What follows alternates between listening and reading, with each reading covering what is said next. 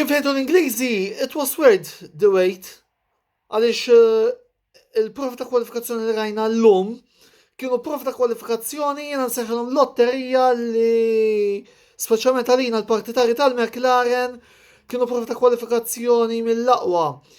Dan għaliex Carlos Sainz spiċċa t-tielet, Iva il-McLaren Renault reġgħet spiċċat it-tielet fil-prof ta' kwalifikazzjoni, u Lando Norris spiċċa is-sitta għalkemm Norris għada ħajibda mid-9 post minħabba li sofret 3 postijiet ta' penalità fuq pożizzjonijiet ta' anzi fuq nuqqas osservazzjoni ta' bnadar sofor fil-free practice tal-bira. Għaldaqstant applaus ukoll l-żewġ sewwieqa tal-McLaren, speċjalment il-Carlos, proset, well done boys, well done, tajtuna pjaċir anke llum. Biss u nibqa namel din it-twissija, il-punti ma jintrebħux illum, il-punti jintrebħu għada għaldaqstant, is-soltu appell, saqajna mal-art, saqajna mal-art, saqajna mal-art u nibqaw wara dan it-tim tal-McLaren Renault. Provi ta' kwalifikazzjoni li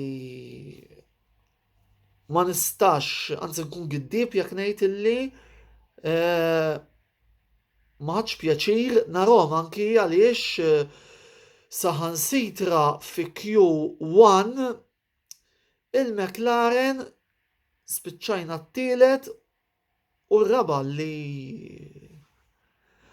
ovvjament ikompli jagħti sinjal ċar illi ġejjin, imma illi għalissa it-tirtana huwa li niddefendu u nemmen li nistgħu ħanatu ġlieda kbira lir Racing Point għal dak ir-raba post.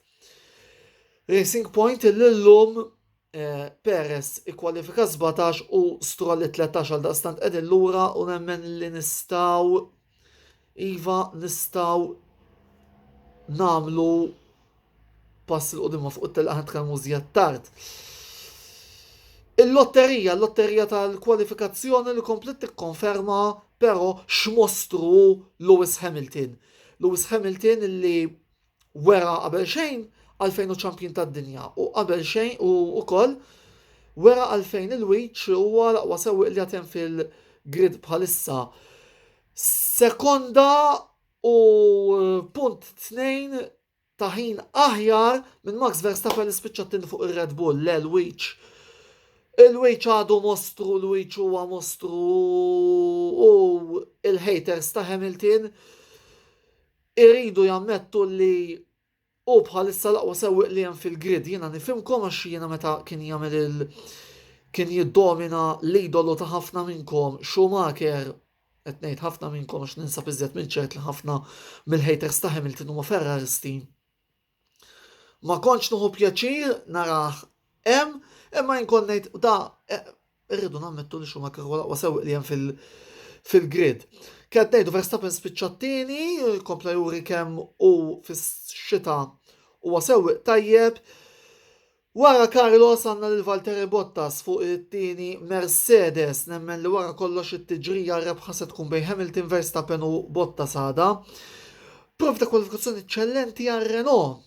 Esteban Ocon spiċċa l-5, Daniel Ricciardo spiċċa d-9 Renault li ma rridux naqtawhom il-barra, għal-ġili tar-raba post, għax hemm se jkunu forsi mhux se jibdew fl-ewwel fil-lira bħalma ħankunu aħna Racing Point imma min jiżgarra minna is-sofor, speċjalment meta ma rridux ninsew għandhom il-Ricciardo, hemm ħajkunu La għaddejn fuq noti pozittivi, nota pozittiva oħra, ħadd pjaċir nara lil George Russell li mhux tal-li wassal lil Williams fit-tieni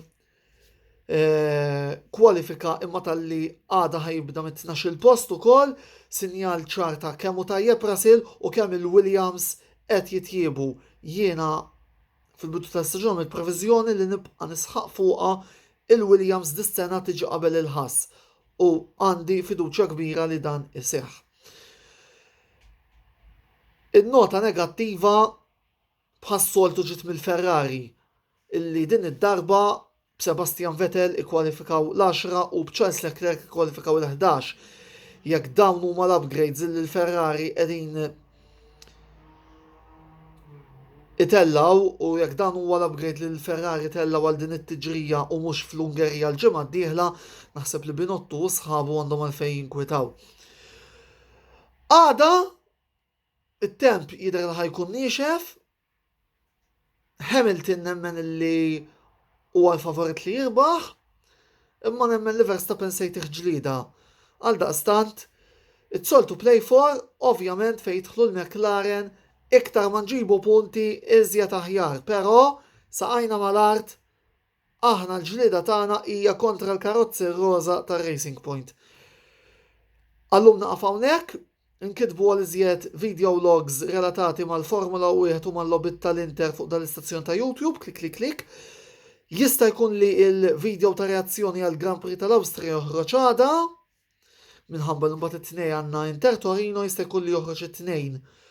Ekk jobbek il-video ta' Inter Torino joħroġ it-tlieta filgħodu mbagħad. Imma insomma, għal iżjed kontenut ta' kreattività jew video logs fuq YouTube dan huwa l-istazzjon Antonello Sports Blog ta' YouTube. Klik għal kontenut ġurnalistiku, Antonello Sports Blog fuq Facebook, klik għal kontenut ta' live gaming, il-paġna ta' Twitch ta' Antonello Sports Blog, klik għal iżjed minn tlilaq li semdom namlu minn ħina li ħor mal-gamers ta' Velocity Esports Racing, kif tagħmlu da tlet affarijiet u mbagħad għamlu li xi tridu. Il-komplement tas-serata tajba u bħal dejjem Forza McLaren.